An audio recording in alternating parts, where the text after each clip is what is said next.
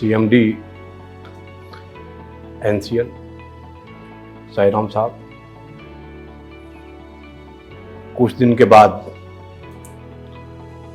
यहाँ से साहब का प्रमोशन होकर के हमारे यहाँ पहुँच जाएंगे और किस तरह से हम लोग कोल इंडिया को आगे बढ़ा रहे हैं और उस क्रम को आगे बढ़ाते हुए फिर हम लोग और आगे बढ़ते जाएंगे।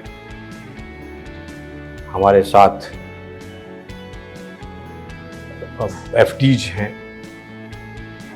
एक दो FDs ऐसे हैं जो यहाँ से गए हमारे यहाँ ED सेफ्टी बन करके और फिर डायरेक्टर बन करके आए और सेफ्टी की वो सारा ताकत भर के आए हैं जो भगवान श्री राम को गुरुगृह गए पढ़न रघुराई अल्पकाल विद्या सब पाई।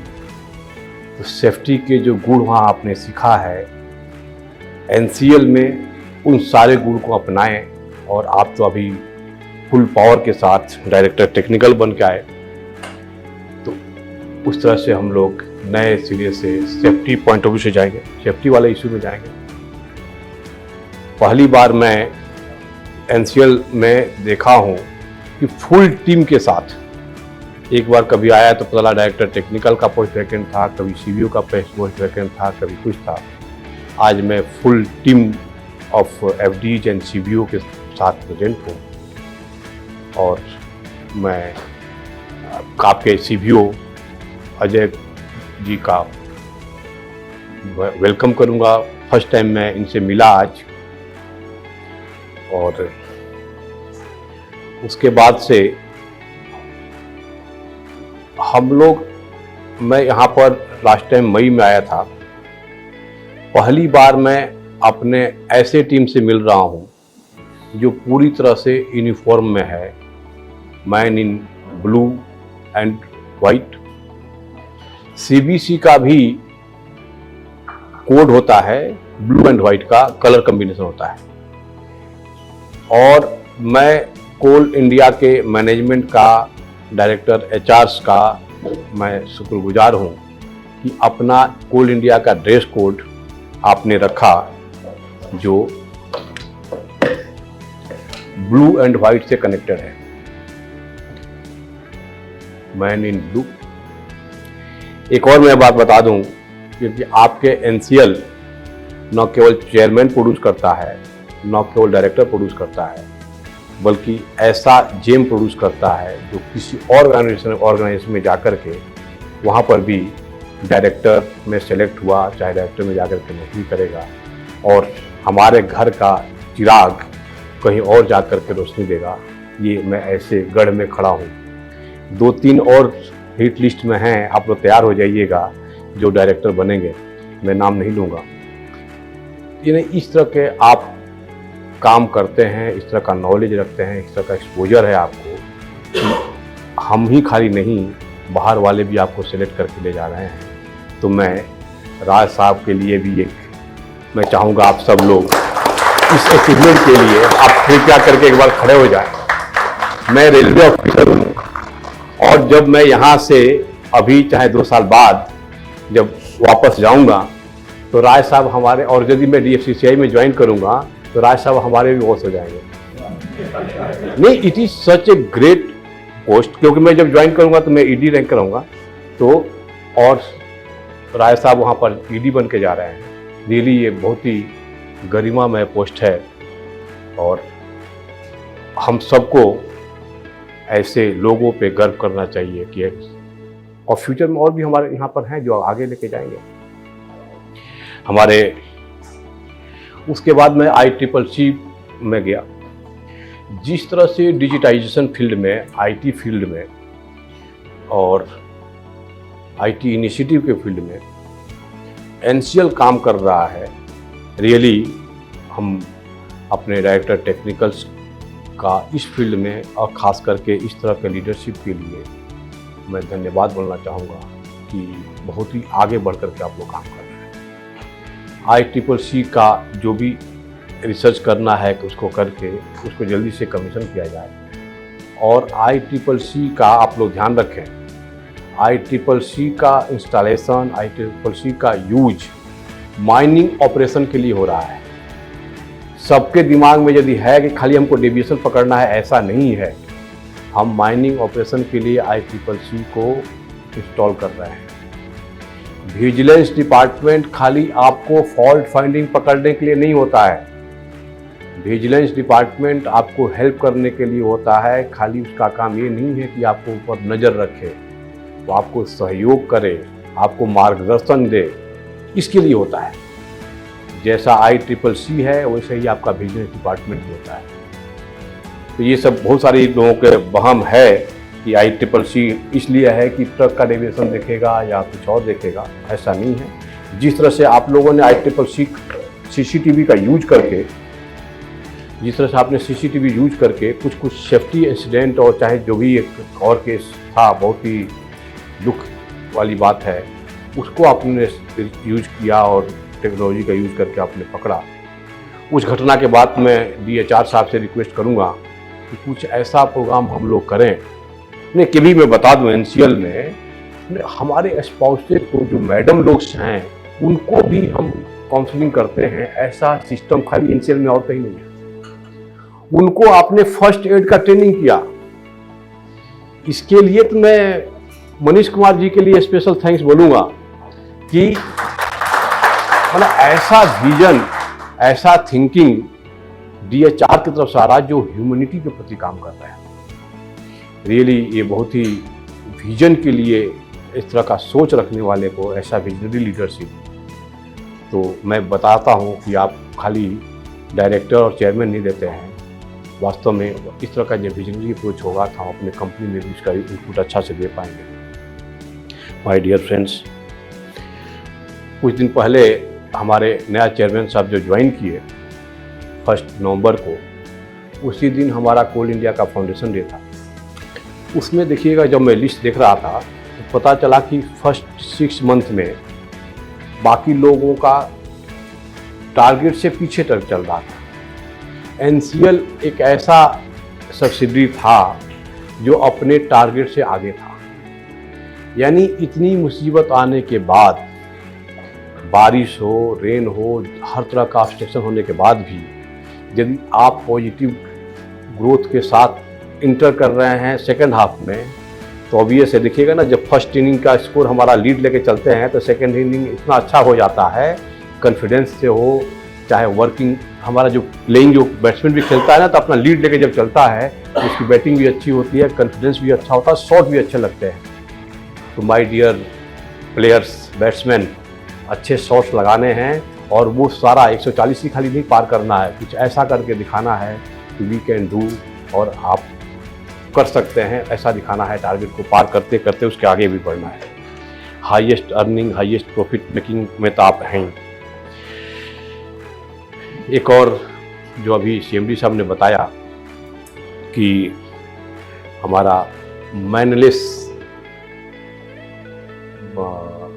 एक्टिविटीज कर रहे हैं, वेब्रिज का हो चाहे बाकी भी हो, हमने ये पाया है, आप सब लोग सुनेंगे, जहाँ पर भी मानव से मानव का संगम होता है, भ्रष्टाचार वहीं पनपता है। मानव से मानव का मिलन हुआ, चाहे जो भी फील्ड में हो, देखिएगा वहाँ से कुछ न कुछ 6-5 करना लोग शुरू करते हैं।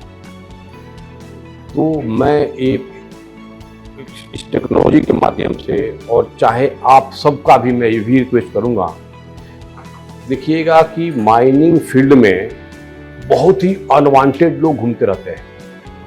निकाल देखिए, अब गुज रहा है, बहुत ही अनवांटेड लोग माइनिंग इलाके में हमारे घूमते रहते हैं। उनको बोलता लोग कि एजेंट हैं। वो आदमी करता क्या है, आपके लोगों को फुसला करके या कुछ धमका करके या लालच दे करके कुछ क्वालिटी आगे पीछे कर देगा, चाहे ट्रक का आगे पीछे कर देगा, और वही आदमी दुनिया में जाकर के बताता है कि कोल इंडिया में बहुत करप्शन है। ऐसे मानव को अपने माइन इलाके से, अपने आंगन से, अपने घर से दूर निकाल करके भगाना है, उससे पूछताछ करना है, क्यों आए हो, क्या काम है। आज के डेट में हम 100% डिजिटल टेंडर कर रहे हैं। सब टेंडर हमारा या तो जेम से होता है, चाहे हम अपना IT प्लेटफॉर्म से ही करते हैं। LOA भी हम IT प्लेटफॉर्म से इशू कर रहे हैं, फाइनेंस बिलिंग भी सब कुछ IT प्लेटफॉर्म से हो रहा है, आपके अकाउंट में पैसा चला आ रहा है। तो माय डियर फ्रेंड, यदि ठेकेदार साहब या उनका कोई आदमी ऑफिस में क्यों आएगा? यदि कोई आपके ऑफिस में अनवांटेड पर्सन आ रहा है तो आप उससे पूछिए क्यों आए हो, किससे मिलना है, क्या काम है। बॉस को भी बताइए कि सर ये कल भी आया था, परसों भी आया था, ये क्या करने आता है। जिस दिन हम इस मेंटलिटी पर आ जाएंगे, हमारे घर में कोई आता है तब उसको 10 क्वेश्चन पूछते हैं, क्या बात है, किससे मिलना है, किस लिए आप आ रहे हैं। वैसे ही हम ऐसे लोगों को रोक टोक करें, ह्यूमन इंटरफेरेंस को ख़त्म करें, तभी देखिएगा कि हम लोग करप्शन पे लगाम लगा पाएंगे।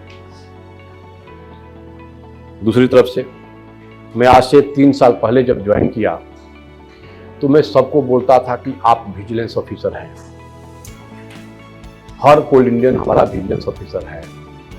आप जब विजिलेंस ऑफिसर रहेंगे तो खुद सतर्क रहेंगे, अपने कलीग को सतर्क रखेंगे, आपका सेक्शन सतर्क रहेगा, आपका डिपार्टमेंट सतर्क रहेगा, आपका यूनिट सतर्क रहेगा, आपका सब्सिडी सतर्क होगा।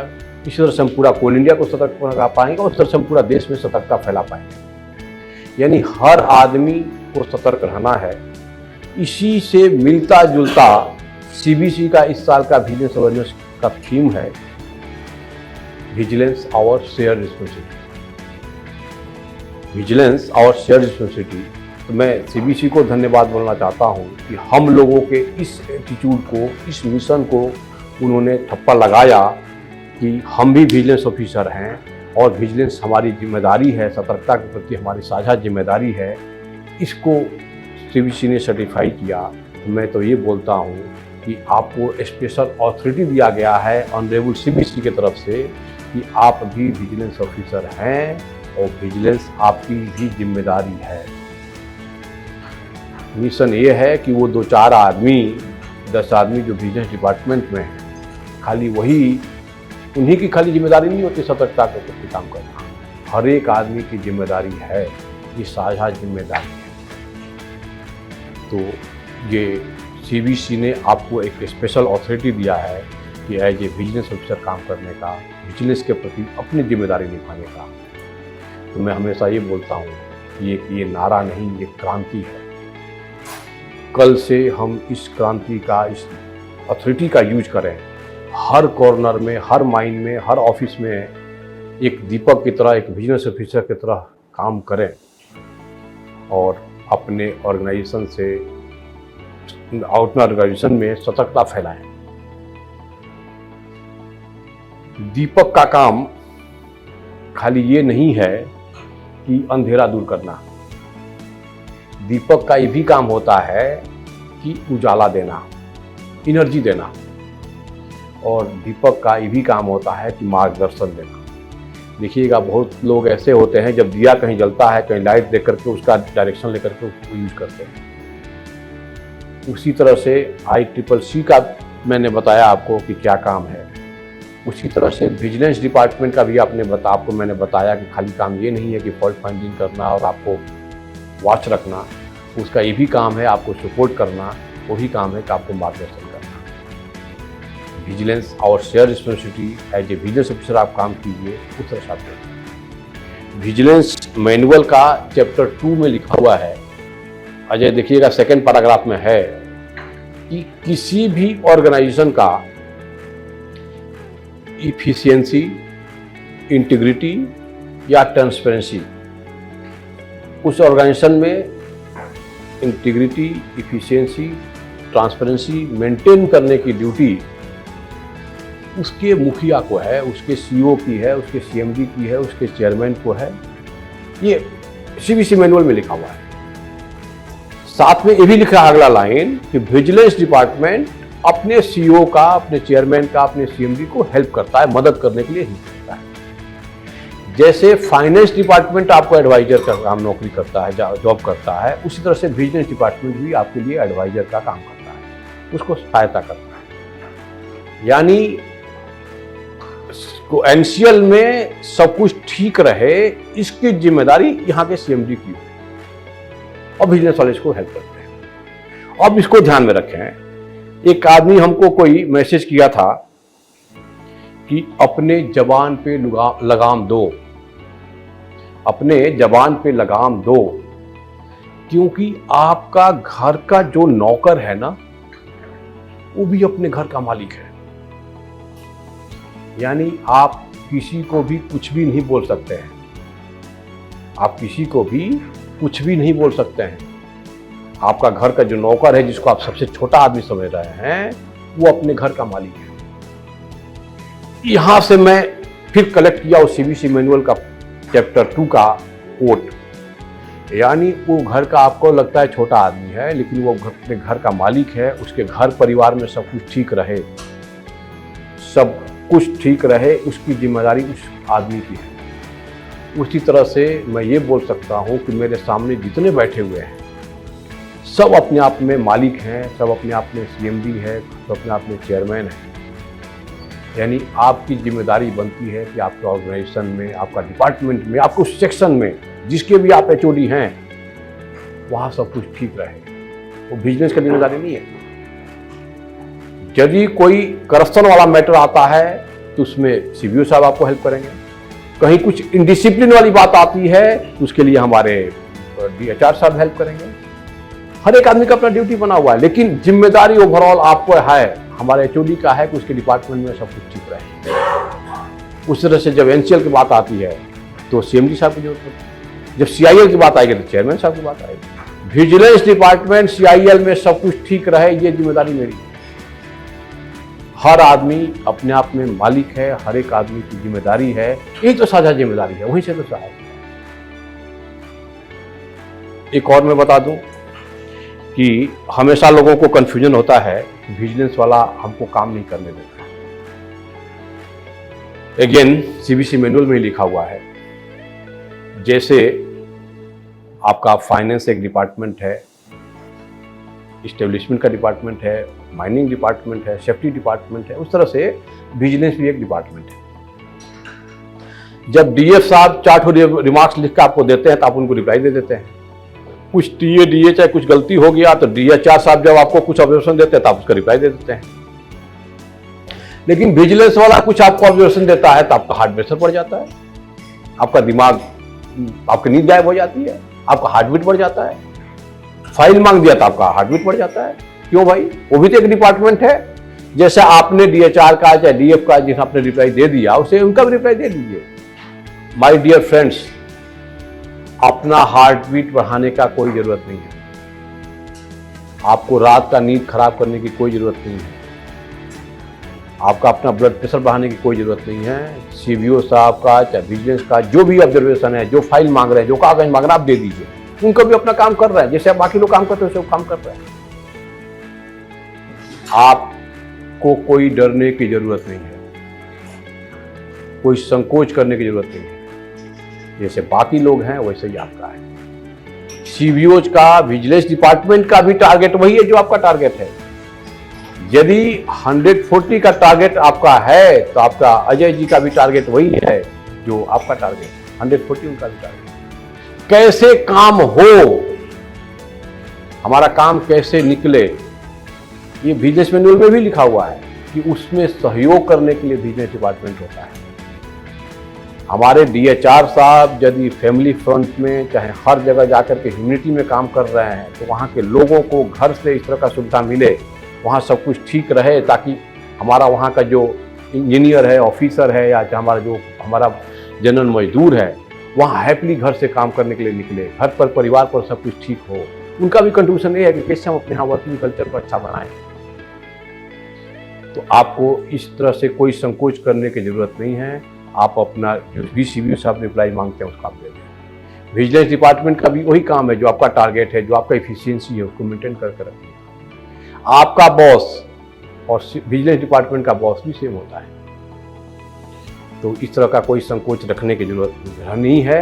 आप काम करें, पॉजिटिव वे में काम करें। फिर हम लोग ICCC के इंस्पेक्शन के बाद सीएमडी साहब के चैम्बर में गए। पहली बार मैं देखा कि चैम्बर में कुर्सी कम पड़ गया और हमको 2 कोट मिला।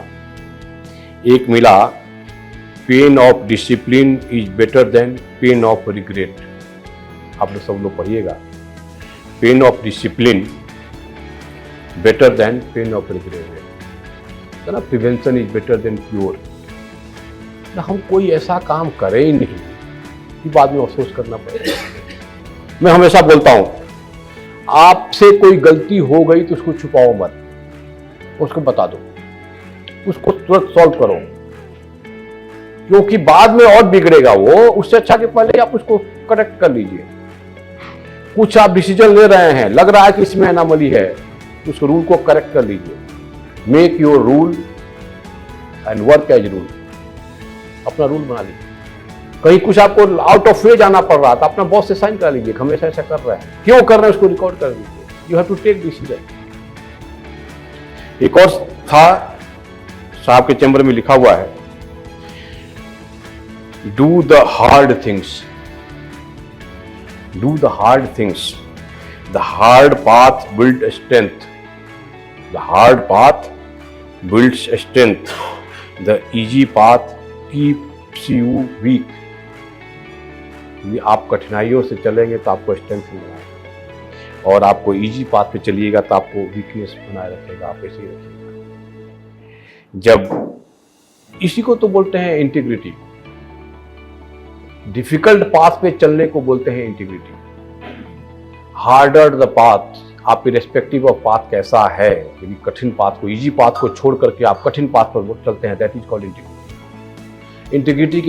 इंटीग्रिटी की जब बात आती है तो मैं हमेशा सुभाष चंद्र बोस नेताजी की बात करता हूँ। उनके पिताजी की इच्छा थी कि मेरा बेटा आईसीएस क्वालिफाई करे। उस समय सिविल सर्विसेज को आईसीएस बोलते थे और केवल इंग्लैंड में ही उसका एग्जाम होता था, और उस समय इंग्लैंड का, अंग्रेजों का पूरा वर्ल्ड पे हुकूमत हुआ करता था और सबका मिलके एग्जाम होते थे। तो वो सुभाष चंद्र बोस यहाँ से इंग्लैंड गए और जाकर के उन्होंने एग्जाम दिया, और ऑल ओवर वर्ल्ड में उनका 4th पोजीशन आया। इतना जीनियस था वो लड़का। और उस समय आईसीएस का मतलब किंग, मतलब इजी पाथ हो गया। उसके बाद जब वो अपना रिजल्ट होने के बाद सब वापस आ रहे थे तो उसमें शिप से लोग जाता था। बॉम्बे हाई में जब वहां उनको देखने के लिए हजारों की संख्या में लोग इकट्ठा हो गए। जब वो शिप में बैठे हुए थे, बाहर झांक के देखे कि इतने क्राउड क्यों है भाई, ये तो मेरा जो भी अचीवमेंट है मेरा पर्सनल अचीवमेंट है, मेरा ये पर्सनल अचीवमेंट है, उसके लिए इतना भीड़ क्यों है। वहां से उनका माइंड परिवर्तन होता है कि यदि मेरा पर्सनल अचीवमेंट को देखने के लिए इतने लोग आ रहे हैं तो मैं यदि इनके लिए कुछ करूं तो फिर कैसा होगा। उनके पिताजी का इच्छा था कि मेरा बेटा आईसीएस बने। वो कलकत्ता में पहुंचे, आकर के अपना सर्टिफिकेट, अपनी डिग्री को अपने पिताजी के कदमों में रखा और उन्होंने आईसीएस रिजाइन कर दिया। उनका इजी पाथ मिलने वाला था, उनको रिजाइन कर दिया। और उसमें महात्मा गांधी देश को आज़ाद करने के लिए मिशन लेके चले थे, फिर उन्होंने हार्डर पाथ चुना। पहले हार्डर पाथ चुन करके वो आईसीएस बने, फिर इजी पाथ जब हुआ तो उन्होंने उसको ठुकरा दिया और गांधी जी के साथ रहे, कांग्रेस के साथ मिल करके, और देश कैसे आज़ाद हो उन्होंने काम किया। इतना मेहनत से काम किए कि वो कांग्रेस के प्रेसिडेंट बन गए, हाईएस्ट पोस्ट। और देखिएगा 1936-38 के आसपास में वो टॉप पोस्ट पर कांग्रेस के थे और उन्होंने अध्यक्ष पद से रिजाइन कर दिया।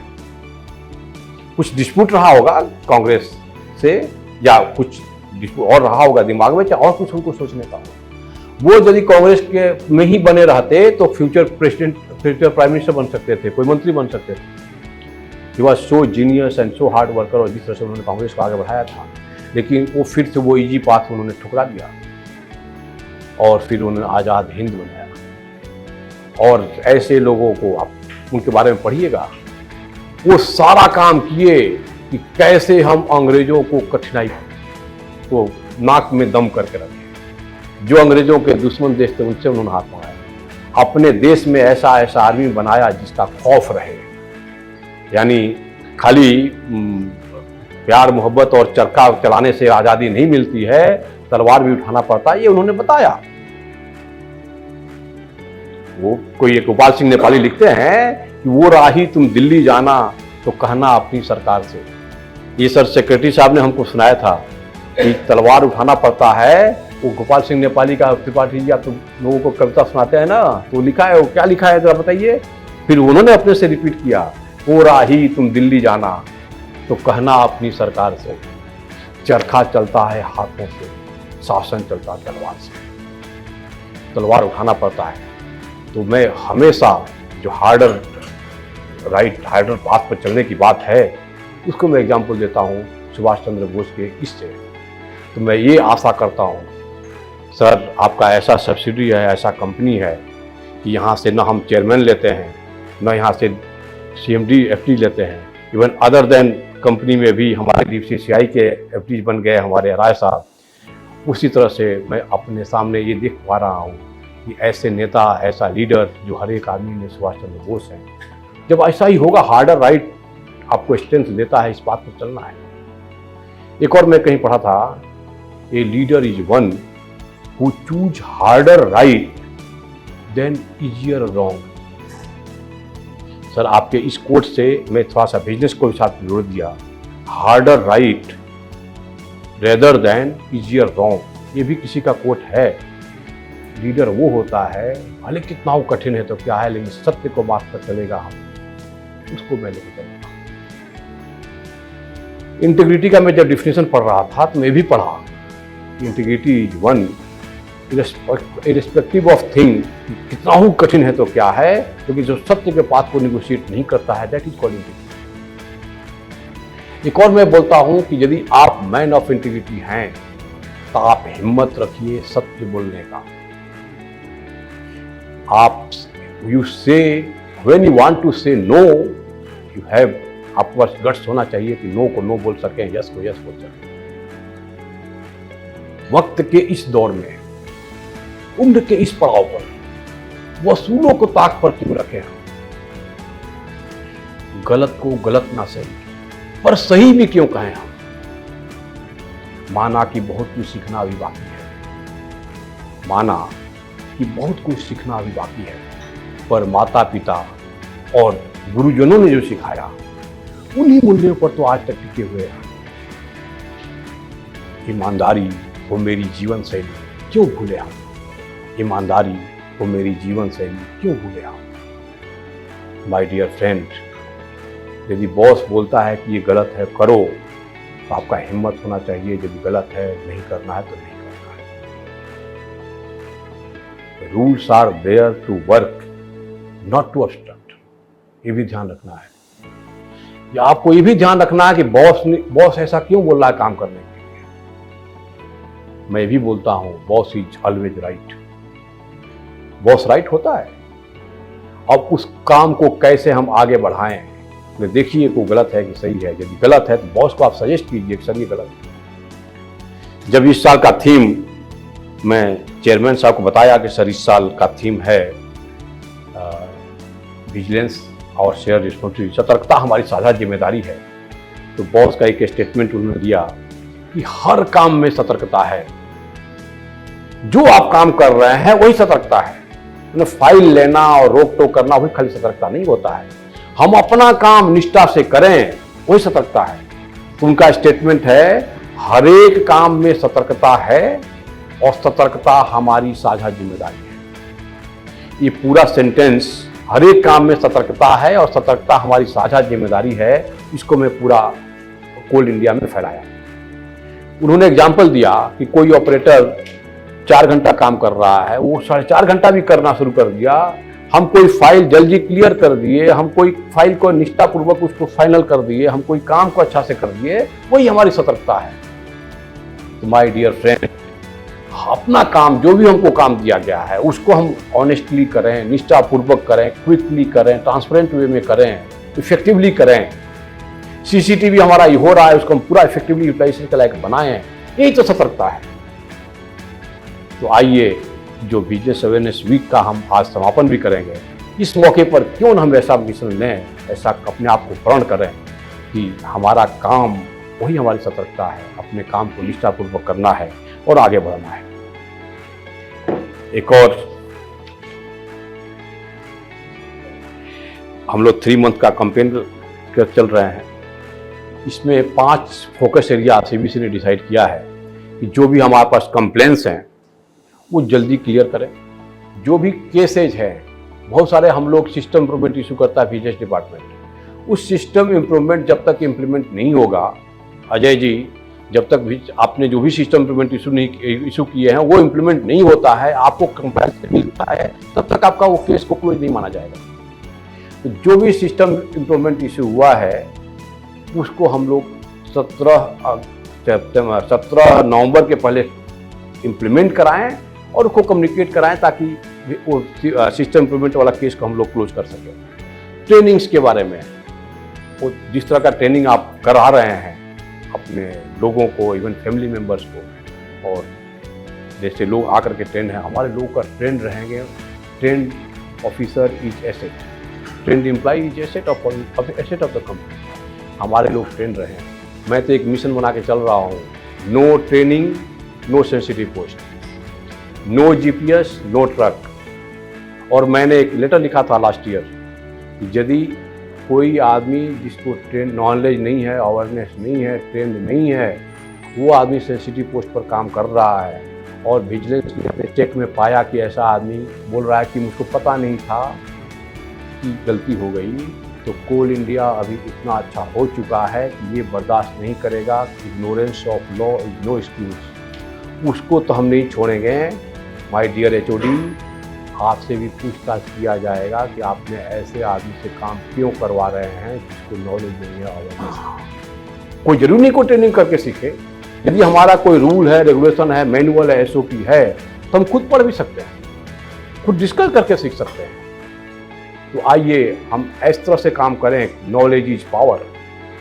हम नॉलेज गेन करें और क्विकली डिसीजन लें। डिसीजन लेने की जब बात आती है तो मैं हमेशा बोलता हूँ, कोई भी डिसीजन लेने के लिए क्या चाहिए? आपको नॉलेज होना चाहिए, इनपुट होना चाहिए, ट्रेनिंग होना चाहिए, एक्सपीरियंस होना चाहिए, कॉन्फिडेंस होना चाहिए, और आपका कंपनी का माहौल, आपके कंपनी का वर्किंग कल्चर इतना अच्छा होना चाहिए कि आपको डिसीजन लेने में कोई संकोच ना हो, कोई डर ना हो, यानी करप्शन फ्री माहौल होना चाहिए। तो हम नॉलेज जब होगा तो हम लोग बोल्ड डिसीजन ले पाएंगे, और बोल्ड डिसीजन, इनोवेटिव डिसीजन नहीं लेंगे तब तक देखिएगा हमारा जो कल्पना है कि कोल इंडिया को नंबर 1 कंपनी बनाना है, चाहे ब्रांडेड कंपनी बनाना है, चाहे 2047 का जो विकसित भारत है उसमें बड़ा पिलर की भूमिका निभाते रहना है, वो नहीं कर पाएंगे। माय डियर सुभाष चंद्र बोस, हर एक आदमी को बोल्ड डिसीजन लेना पड़ेगा, कठिन पाथ पर चलना पड़ेगा, इनोवेटिव डिसीजन लेना पड़ेगा। जिस तरह से आईटी और डिजिटाइजेशन में आप काम कर रहे हैं, इसको मेंटेन करके रखना पड़ेगा। नए नए टेक्नोलॉजी में हम जा रहे हैं, क्लासिफिकेशन में जा रहे हैं, तो आपको काम करते रहना पड़ेगा। आपको इस तरह से काम करते रहना पड़ेगा। तो हमें बोल्ड डिसीजन लेना है, तभी हम लोग काम कर पाएंगे। आप जब डिसीजन लेंगे तो हो सकता है डिसीजन गलत भी हो जाए। जब हम लोग ABCD डिसीजन लेते हैं तो हो सकता है डिसीजन गलत भी हो जाए। ये डिसीजन गलत भी हो गया और आपने सोच समझ के, डिस्कस करके, रूल देख करके, कंपनी के हित में डिसीजन लिया है, डिसीजन गलत भी हो गया, तो देखिएगा आपको अंतरात्मा माफ कर देगी। क्योंकि आपने जो सोच समझ के डिसीजन लिया, जो ठीक है गलत हो गया, गलत हो, कोई बात नहीं है, आपको आत्मग्लानि नहीं होगी। लेकिन यदि आपने वही डिसीजन अपने स्वार्थ के लिए लिया, हमको सिंगरौली में पोस्टिंग बनी रहे इसलिए लिया, चाहे बॉस के डर के मारे लिया, चाहे बॉस बोल रहा है इसलिए लिया, चाहे 10 पैसा मिल गया इसलिए लिया, तो ऐसा डिसीजन तो गलत होना ही है। That is called mala fide decision. और ऐसे डिसीजन को कोई माफ नहीं कर पाएगा, आपका अंतरात्मा भी माफ नहीं कर पाएगा, आप रात में सो नहीं पाएंगे और उसको कोई बचा भी नहीं पाएगा। उसके लिए मैं कहीं पढ़ा था कि बख्श देता है खुदा उनको जिनकी तकदीर खराब होती है। मैं तकदीर खराब था, डिसीजन लिया गलत हो गया, उसको खुदा भी माफ कर देता है। तो हम क्या है, बॉस क्या है, बिजनेस वाला क्या है? बख्श देता है खुदा उनको जिनकी तकदीर खराब होती है, लेकिन वो हरगिज नहीं बख्शे जाते सीबीओ साहब, लेकिन वो हरगिज नहीं बख्शे जाते जिनकी नीयत खराब होती है, जिसकी नीयत खराब होती है। यदि आपका नीयत खराब है, आप कंपनी को चूना लगा रहे हैं, मॉडिफाइड डिसीजन ले रहे हैं, उसको कोई नहीं बचा सकता। ऐसे लोगों को डरना भी पड़ेगा और डरना चाहिए भी, अदरवाइज हम अपने कंपनी को आगे नहीं बढ़ा सकते हैं। जो बुराइयां हैं उसको हम खत्म करते जाएं, जो अच्छाइयां हैं उसको और प्रचार प्रसार करते जाएं। सत्य की हमेशा इच्छा होती है कि हमको जाने, और असत्य को हमेशा डर होता है कि हमको कोई जाने नहीं ना पाए। वो डर रहता उसको। किसी को डर है कि भगवान देख रहा है, ऐसा कर्म करता है वो कि उसको डर लगता है। किसी को डर है कि भगवान देख रहा है, और किसी को भरोसा है भगवान देख रहा है। मैं रिपीट कर रहा हूं, किसी को डर है कि भगवान देख रहा है, किसी को भरोसा है कि भगवान देख रहा है। फिर मैं रिपीट कर रहा हूं, किसी को डर है कि विजिलेंस देख रहा है, किसी को भरोसा है कि विजिलेंस देख रहा है। यानी आप हम पर भरोसा कीजिए और काम कीजिए। गलती भी करेंगे तो हम हैं। मैं हमेशा बोलता हूँ, बोल्ड डिसीजन, इनोवेटिव डिसीजन लीजिए। आप आग पे चलिए। आपका एक भाई बिजनेस डिसीजन में है, वो आपको हेल्प करेगा। बोनाफाइड डिसीजन है तो आपको डरने की कोई जरूरत नहीं है। किसी को डर है कि बिजनेस देख रहा है और किसी को भरोसा है कि बिजनेस देख रहा है, तो आपको आगे बढ़ना पड़ेगा। मैं कोट बनाया था, मैं हमेशा बताता हूं, vigilance is by you, vigilance is for you, vigilance is with you always. आप काम कीजिए और काम कर रहे हैं। मैं पिछले 3 साल में ये प्रोपेगेट करने में सफल रहा कि बिजनेस से डरने की जरूरत नहीं है। बिजनेस वाले आपके साथ हैं, आपके लिए हैं। हाँ, उनको डरने की जरूरत है जो दुर्योधन है।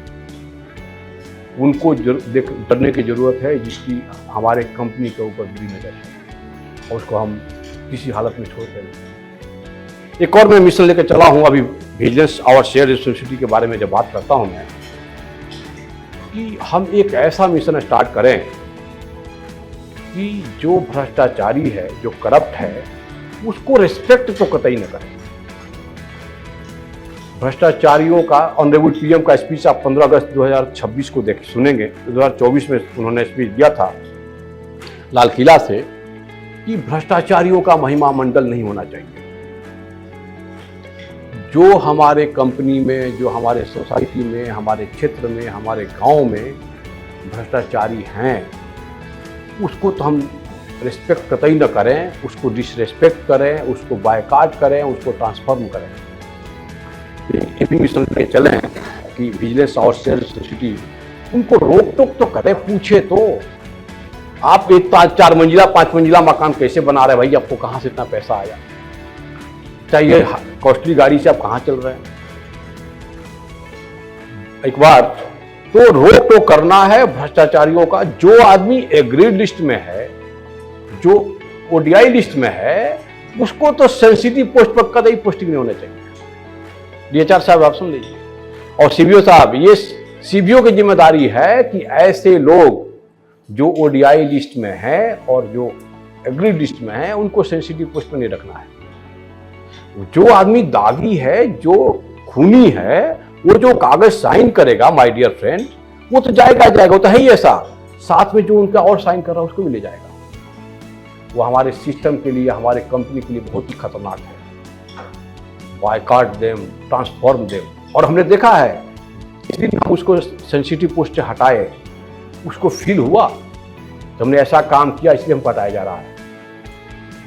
मतलब रोक टोक में बहुत पावर होता है। किसी का आप ह्यूमिलिएट करेंगे, उसमें बहुत पावर होता है।